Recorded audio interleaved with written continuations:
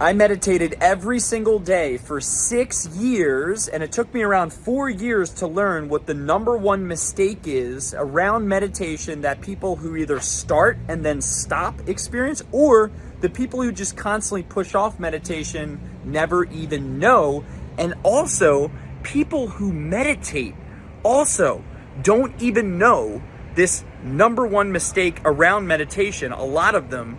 And here's the thing around meditation, before I explain this number one mistake that you can avoid to embrace mindfulness and meditation in your life, before I go into that, I want to share with you that the reason that meditation has a bad rap for a lot of people is because most people get into meditation to cure some form of pain.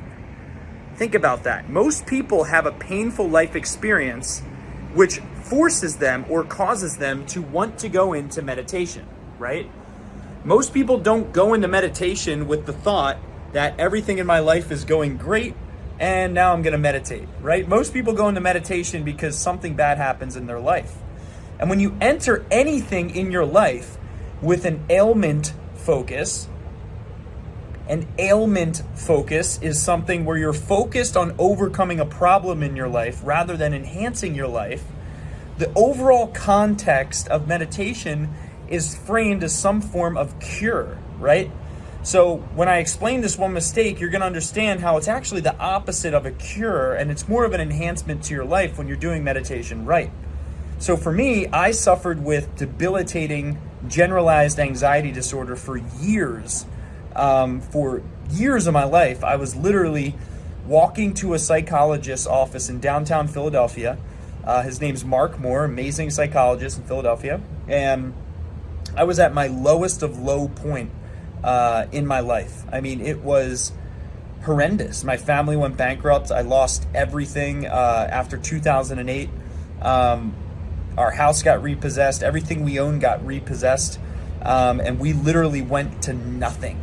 Like, we were living in a 2-bedroom apartment, and both of my parents turned to the bottle, and it was the worst experience of my life. And it ultimately almost led to both of my parents committing suicide, where I received a suicide note from one of my parents and a video of my other parent holding a gun to their head. And thank God they didn't take their own lives, but this all stemmed from the financial ruin that was the kind of inception of my generalized anxiety disorder. It was the greatest thing that ever happened to me because, again, the ailment focus, right, caused me to embrace mindfulness and meditation. When I first started doing meditation, I thought meditation was about like positive thinking or changing your thoughts, right? And I had that wrong for probably around 2 years. I thought it was around, I gotta change my thoughts. I gotta become more positive, right? It was like this effortful way of overcoming my anxiety. I used a lot of affirmations. I used a lot of methodologies to flood my brain with positive thinking paradigms so that I would be better able to navigate against negative thinking, right? And that got me to one phase of success in my mindfulness and anxiety elimination journey. The second phase is when I actually started doing a hybrid approach of affirmations, or what I call diversion. Diversion is where you really try to distract your mind by immersing yourself into things that require all of your conscious energy, right? So diversion is, a lot of people try to overcome their ailments by drowning themselves in work, by drowning themselves in exercise, by drowning themselves in things that take their mind off of their ailments, right? So that's like the second phase, where you go through diversion and then a little bit of a hybrid of mindfulness intertwined into the diversion. So you're immersing your head into things that take you away from your ailments, and simultaneously you're embedding a little bit of mindfulness where you're actually aware of the fact that you are diverting. The first phase of overcoming anxiety and mastering mindfulness, I actually think, is using mantras, because it's so easy to do. Using mantras, using affirmations, and saying positive phrases in your head on repeat is one of the easiest ways to start with a mindfulness meditation journey. That second phase is that hybrid approach where we have affirmations and a little bit of mindfulness. And then the third phase, which is where I'm at now, is where you actually fully embrace mindfulness. And that's the hardest phase of all phases because it requires the least effort. You hear what I just said? It's the hardest of all phases because it requires the least effort, which leads to the number one mistake of meditation that I started this video with. And that is this, that you think that meditation is an activity. Meditation is not an activity, it's actually non-activity. Think about this. Meditation is mindfulness. Your mind is full of your current experiences. It's a beautiful day out here. I'm actually very grateful that I just sneezed because, man, it's all blossomed around here and stuff. So, but mindfulness is not an activity, it's actually inactivity. Okay? Mindfulness is the awareness of what you are thinking and what you are feeling without judgment. And it took me around 4 years to learn that. It took me around 4 years of meditating every single day to understand that meditation is not about changing my thoughts. Meditation is not about being positive, right? Meditation is about being fully aware of my thoughts, fully aware of what I'm feeling, and not judging it. Kind of laughing at it as though it's a little kid. If I have a negative thought, it's like a little kid barking in my head. I want to do this. And you just chuckle at it and go, oh, that's a funny little kid. I've heard that before. That kid will learn, right?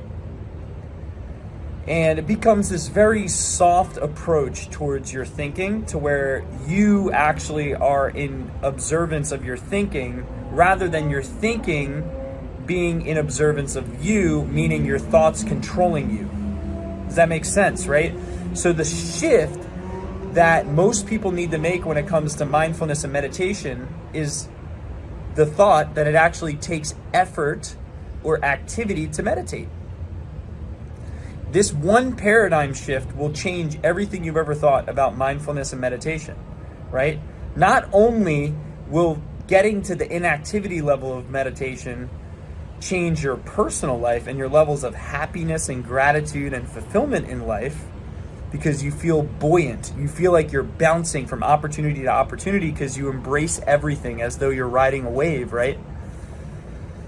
But if you decide to take this skill into business and you want to actually better your financial life, it's probably the most powerful in that category. I know in scaling my own business from when I was, had no money in my bank account, ridden with anxiety to now I just received I stutter when I say it, a $45 million offer for my business, which is doing tens of millions of dollars a year in revenue. I can tell you that mindfulness is one of the most important business skills. Mindfulness is the ability to see adversities as opportunities, to see adversities at their face value. And Ray Dalio in his book Principles writes a lot about this, about the importance of mindfulness and him becoming a billionaire, one of the top 30 richest people in the world. And I think oftentimes a lot of people think that meditation is an unproductive use of time. To me, meditation is the most productive use of time because you're not being productive during the time. Training the human mind that it does not need to be productive every individual second of time makes your productive hours 20 times more productive, if that makes any sense. So I wanted to share that number one mistake that people make in meditation is the fact that they think that meditation is an activity when it is in reality not an activity. It is actually inactivity, and it is observance, and it is acceptance of anything that comes your way. So approach mindfulness and meditation with that insight, and you will no longer resist it. You will become exponentially better at it. You may even start it if you haven't started yet. You may actually learn that this is the missing code to you reaching that next level in your life. My name is Bill Hauser, CEO of the SMB team, and my job is to help 10,000 people double their lives, 2x your life in under 1 year. So leave a comment to this video if you have any insights or ideas on videos that you want me to make. Like this video, give it a thumbs up so that YouTube knows that I'm putting out good stuff. It helps me make more videos like this. And if there's any links in the description, download them free of charge. Everything we put here is free. And that's all I got. Hope that was a helpful insight, mindset shift for you around meditation. Now go meditate.